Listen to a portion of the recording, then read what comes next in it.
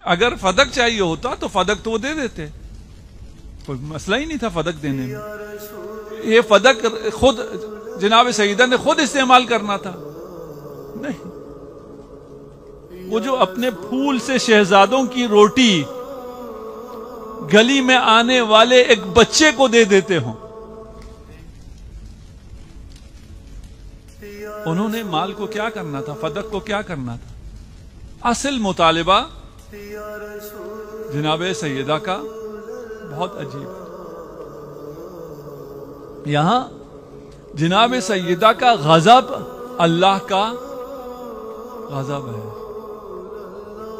और खुदा का गजब है कि लोगों को यह समझ में नहीं आ रहा कि जनाब सैयदा कोई हमारी जैसी, हम जैसे हमारी खवातीन है उस तरह गजबनाक हो के बात करना छोड़ देंगी और मुंह फेर लेंगी।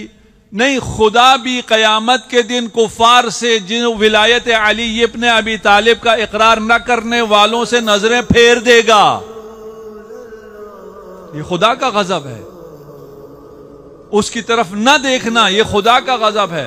ये गजब खुदा की तजल्ली है जनाब सैयदा। ये आम खवातीन की तरह का गजब नहीं है कि आप कहें आम खवातीन की तरह तो जनाब सैयदा नहीं है कि नाराज हो जाएं, बात ना करें। नहीं, ये गजब खुदा, जिसके गजब में अल्लाह का गजब है, उसका मजहर है। ये गजब खुदा का मजहर है।